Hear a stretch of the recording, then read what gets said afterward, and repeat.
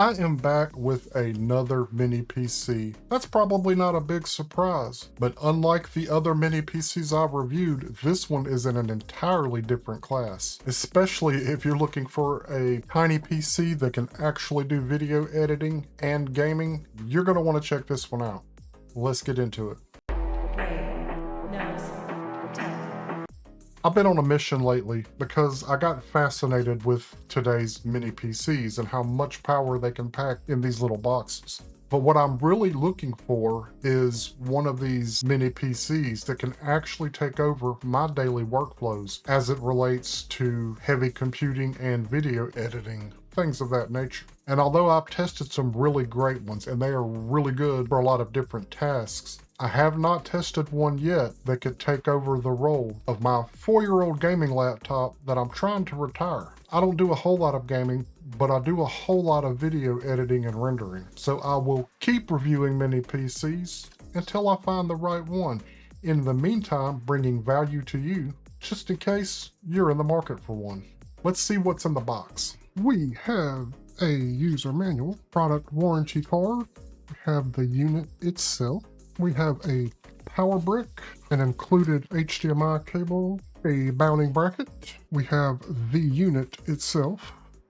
Okay, let's check out these ports because there's a really exciting one on the back. PELADN hit the nail on the head with this one. So starting from left to right on the front panel. So you have a really tiny hole there that's the clear CMOS pinhole. It's a recessed button for a quick BIOS reset, which is quite handy. I haven't seen that yet on one of these mini PCs. Then of course you have your 3.5mm audio jack.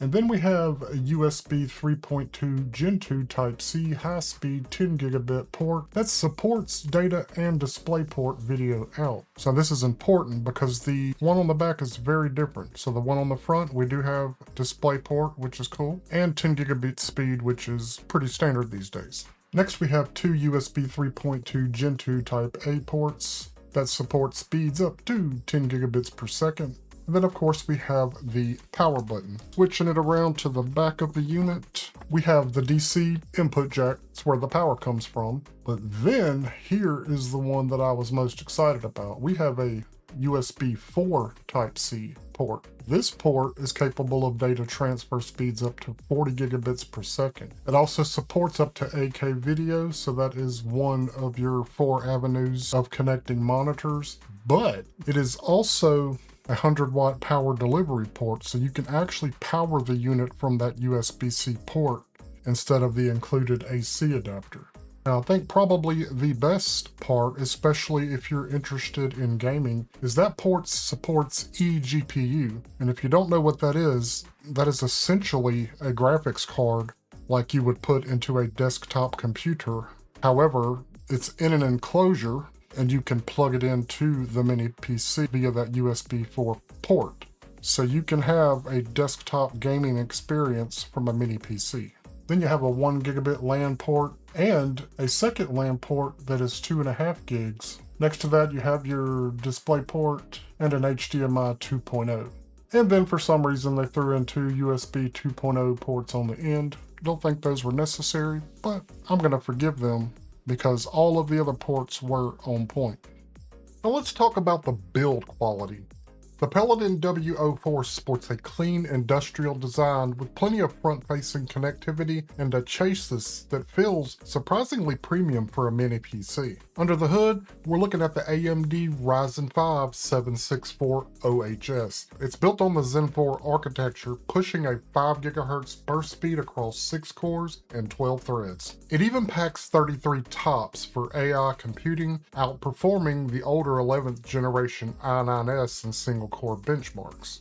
What is 33 TOPS, Ray? TOPS stands for tera operations per second. In the simplest terms, it's a measurement of how many trillion mathematical operations a processor can perform every single second, specifically for artificial intelligence tasks. While your CPU handles general logic and your GPU handles graphics, the NPU, neural processing unit, inside that Ryzen 5 7640HS is what's hitting that 33 TOPS mark. Now this is the first mini PC I review that actually has that NPU. Memory and storage are equally impressive. It comes pre-installed with 32 gigabytes of dual channel 5600 megahertz DDR5, expandable to 64 gigabytes. For storage, you get a 1 terabyte Gen 4 NVMe SSD, but the real win is the extra M.2 slots supporting PCIe 3.0, allowing for massive high-speed dual drive setups. For gaming and video editing, it uses the AMD Radeon 760M graphics. With an 8-core GPU clocked at 2000 MHz, it holds its own against dedicated mobile GPUs like the RTX 3050 Ti in pure P32 performance. Connectivity is a major highlight. You get dual Type-C ports, including a USB 4.0 port that supports 40 gigabit transfer speeds, power delivery, and eGPU, as we discussed earlier. So you can turn this into a full-blown gaming rig. If you're a multitasker, this is your dream setup. Between the HDMI 2.0, the DisplayPort 1.4, and those dual Type-C ports, the W04 can drive 4K displays simultaneously without breaking a sweat. Networking is handled by a dual LAN setup. You've got one 2.5 gig LAN port and 1 gig LAN port. This is a game changer for anyone running a home lab, a NAS, or just wanting a redundant high-speed wire connection. And for those who prefer to go wireless, you're covered with Wi-Fi 6 and Bluetooth 5.2, ensuring low latency connections for your peripherals and fast download speeds of up to 1200 megabits per second. Okay, we've covered all of the specs. Let's go ahead and boot this thing up and get it ready for its first run. Let's go. All right, we have the unit hooked up and we are starting the out-of-box experience. We'll go ahead and run through a setup here real quick. Continue in English, confirm my country and region, confirm my keyboard layout, skip my keyboard layout. And again, because we are on Windows 11 Pro, we have the option to say I don't have internet and bypass the Microsoft account requirement, accept the license agreement, enter a name, skip the password, turn off all of the location and diagnostic data. Just a moment. Hi, getting things ready for you. This might take a few minutes, but through the power of editing, I will skip forward. And we are in Windows 11. First thing we always do is check our settings to verify our hardware. We're going to go to System, About. We have our 1 terabyte of storage. We are showing 4 gigabytes of dedicated graphics, which is awesome. Installed RAM 32 gigs. We have our Ryzen 5 7640HS. We'll come down here. Everything looks good. Windows 11 Pro 24H2. Check our product key and activation. Our activation state is active. All right, all of that matches up. So as always, I'm going to do a full system scan with our antivirus and malware software, make sure everything looks good, and then we'll go from there. All right, we are back in Windows and we are safe, according to Bitdefender. I have also gone in here and installed a bunch of tools that we'll need to run some benchmark testing and to have some data for you. Let's start with the benchmark test. So if you've seen the previous videos that I've done on units that I have tested, I have compiled them here. Another thing that I've done additionally is I added my MSI gaming laptop that's 4 or 5 years old down here, just to show kind of the difference and as to why I'm switching over to the PELADN now. So starting with single core, as you can see, the PELADN is way up top here and my MSI gamer is way down here on the bottom. Now there is a trade-off. I'll explain. But first, let's look at the multi-core. The multi-core on the PELADN is almost double every other unit, and that's why I was stating that this one is in a different class.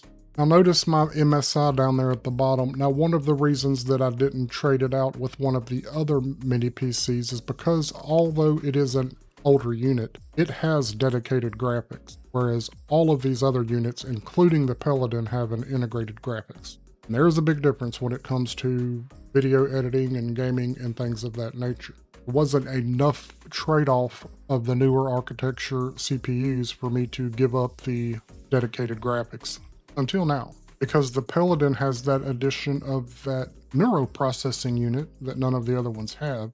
That combined with the newer architecture and just the pure processing power When it comes to what I do most, video editing, a lot of that is done by the CPU, the rendering, that kind of thing, especially anything that involves AI. So it's such a drastic difference that I can give up that dedicated graphics. Now the integrated graphics with the PELADN are good. It's got that 780 chip with 4 gigabytes of shared VRAM. And I've actually already done some testing on rendering videos. It's about twice as fast as my old laptop that needs to retire. So that is the benchmark. Something else that I tested here. So when it comes to drive speed, I've got kind of a little chart here of what you can expect based on the type of drive that you're testing. You've got a regular SATA SSD. They transfer between 5 and 560 megabits per second.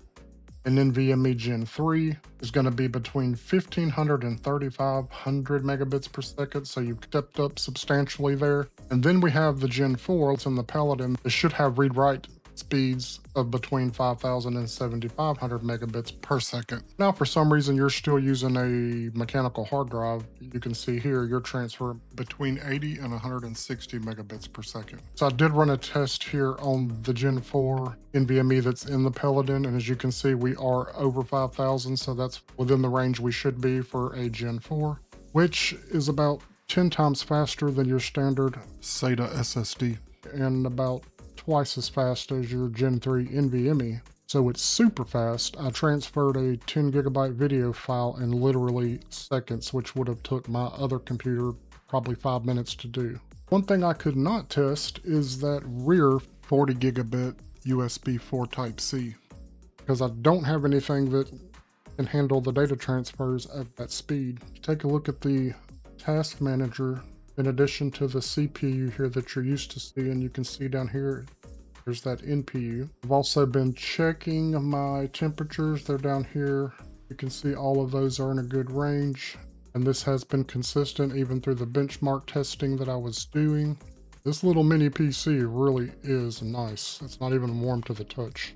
And it has that additional M.2 slot. I'm gonna put another NVMe drive in there that I have on hand. Now the additional slot is not a Gen 4, but it's still nice to have. Let's check out a little gaming. I can't remember the last time I was able to play this game on optimal settings. I've also never seen 100 frames per second before. I might actually be able to put these up on a little bit higher settings than what I have them. I've got them about mid-range. I never run anything on high or ultra. But there appears to be no lag, and appear to be maintaining 100 frames rates per second. And I actually have not even tweaked any of the settings for performance as it relates to gaming in Windows. I haven't got that far yet, but I need to. I will also try to get some other games that are more widely used for testing. I'm just not a gamer, but I will do it for you guys. I'm going to come in here and clean it up now that I've decided to actually use it as part of my workflow. I'll come in here, clean it up like I normally do, get rid of junk. Not that there's a lot of junk on these units. I will optimize it for my workflows, get all of my stuff on here for video editing, be good to go. Give you a quick shot here of the unit just sitting there taking up basically no space. And I haven't put my other 1 terabyte drive in that expansion bay, but I have this 2 terabyte Ryzen drive that I use. It's actually magnetic, connects to my phone. I can record video directly to it and then transfer it now super fast. All right, here's the PELADN. I really don't know how to pronounce it. On Amazon's website. Currently the price is $519.99. I do have a 10% discount code in the description for you. This one is a little more expensive than the 2 previous ones we've reviewed, but again, it is not on the same level. The processor architecture is newer, the DDR5 memory is newer, plus it has 32 gigs of RAM. It has the 1 terabyte Gen 4 NVMe drive. From what I've seen so far, I think it's absolutely worth the price, especially if you can get a little discount off of it, and also watch the price as they tend to change. Let me know what you think. And there you have it, the PELADN WO4 gaming mini PC. Shout out to PELADN for sending me this unit for review. I'll leave a link in the description and also a discount code if you're interested in picking this up. What are your thoughts? Drop me a comment below. Also, drop me a comment below on any future video suggestions you might have. Believe it or not, some of my video topics are based on the things you say in my comments. Do me a favor, please like and share the video and subscribe to the channel. Subscribing to the channel really helps me grow the channel and get me to that next goal of 50,000 subscribers. And if you want to take it to that next level, you can also help support the channel by becoming a member. Don't forget to check out these other video suggestions. And as always, thank you for watching, and until next time.